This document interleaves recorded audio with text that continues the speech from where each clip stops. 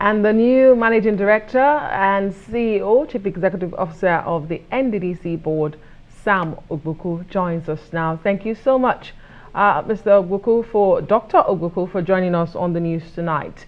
Glad to have you, and congratulations are in order. Now we have a board. Can you tell Nigerians what would be the priority of your board?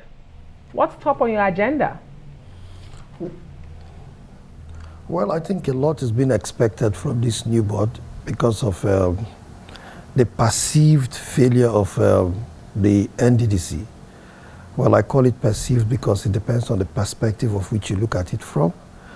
NDDC has been in existence for several years. So much has been pumped into NDDC.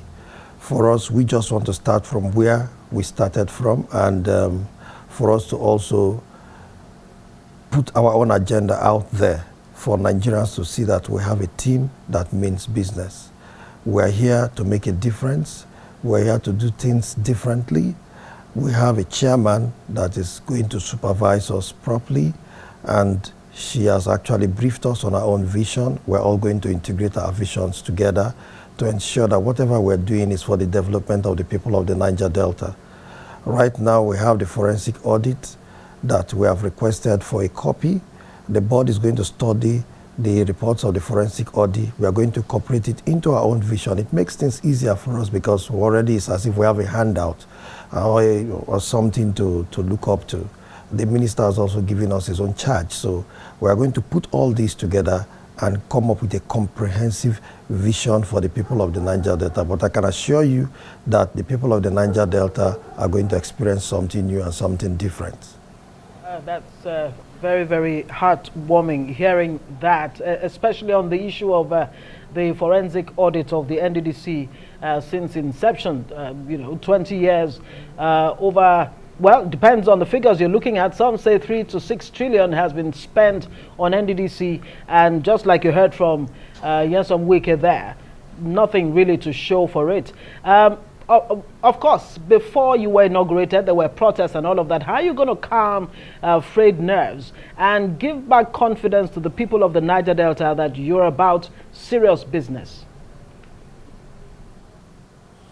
Well, the issue of protest, there's nobody you nominate to be a member of the board that people won't protest. It's all about interest. And some of these interests are born out of politics. But for us, now that we've emerged, we are definitely going to carry everybody along. Every ethnic nationality in the Niger Delta is going to be carried along. Yes, there is this natural fear that so long as your ethnic nationality is not participating, is not a member of the board, it's as if you're going to be sidelined. But we have made it as our own policy and principle that we're going to carry everybody along. So nobody should be afraid about being left out. Whichever ethnic nationality you come from, we're all Niger Deltans. We're all united by underdevelopment. We're all united by exploitation. We're all united. We have common things that we share. So the German, the Shekri man, the Robo man, we have common environment. We have common environmental issues, environmental degradation. So we have to look out for everybody. Because if today as a German I live as MD, if I don't take care of the Shekri man or the Robo man, and the Robo man or Shekri man becomes MD tomorrow, that means he's also going to leave my people out of it. So it's not an issue of leaving anybody out of it. We are going to carry everybody along. Niger Delta is Niger Delta. We're all united in a common problem of underdevelopment. Well, despite the inconsistency with having a board in place, some things have been constant, such as mismanagement of funds, such as abandoned projects. I asked you about the priority of your administration and what you'll be focusing on. But let's talk about those constant, drags, such as mismanagement of funds and corruption. How is it going to be different under your administration? What is in place to ensure we don't have another audit, that is so messy when your board is out of office? Well, I think the truth is that in terms of priority, for us members of this board, we have resolved that we are going to carry out legacy projects that will actually affect the lives of the people of the Niger Delta positively. We're not going to be doing piecemeal projects that will not impact on the life of the people. This is an interventional agency. We're going to be doing projects that will actually connect the region, projects that will impact on the life of the people. We're talking about legacy projects, big projects, not all these small projects that are littered all around the places.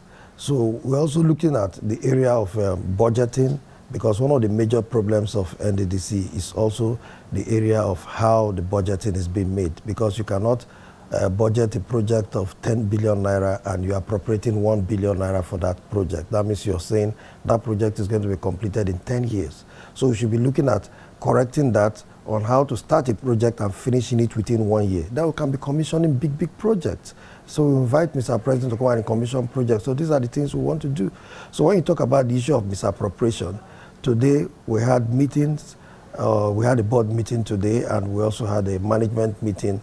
We have also instructed the management to come up with policies on how to block some of these said leakages. For now, I cannot account for these leakages, but we've told them to come up with policies that can block some of these leakages, so that at least let us also be guided as a board, because the civil servants, they are the institutional memory of every organization. Okay, great.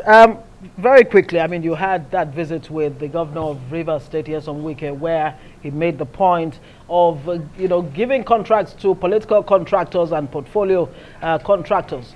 How are you going to handle, people who are going to be bearing down on you? Yes, we've heard from Loretta Onoche, look, Nigerians allow us do our jobs, but you can be sure that Nigerians are going to be keeping a hawk eye on your activities in the NDDC. How are you going to handle the, political friends who may want political contracts from you? How are you going to deal with that? Well, I can assure you that we have the capacity to say no. This time around, we should be looking at companies that have capacity to do jobs, whoever they are. If a Niger Deltan has the capacity to do a job and he has a company with high repute, why won't we give the person the job to do it? We also don't want the Niger Delta people to be spectators to development as much as we want to develop, but we must look at competence first. Competence is what we want to look out for. We don't want to look out for portfolio contractors. If you say political contractors, I don't know who is a political contractor. A politician is a politician. Maybe there should be political patronage, but for us, we want to look at competence. We must look at companies that have the competence to do the job. If it is Julius Berger that we think could do a particular job, let us give it to Julius Berger. If it is CCECC, let us give it to them. That is what we have resolved. We're talking about major projects which we want to undertake. And that is also the interest of Mr. President, because already Mr. President has directed that the funds that the NDDC is expecting should be committed to specific projects. Specific projects, and these projects should be awarded to competent companies that are capable of starting and finishing those jobs. So we're not going to be patronizing people who do not have the capacity. We want to look at competence. Okay, very quickly, as I hear we have to wrap up soon. On the flip side, I'm glad you talk about projects and awarding them to the right companies that can deliver. But what determines the project you embark upon, or who determines it? Is it a project that is relevant to everyday life of the people, or a project determined by some community leaders who sat somewhere and decided that's what we want? So under your leadership as a board, is that going to change? And is that reality? Because there have been complaints about this sort of things. The projects don't impact the lives of the people.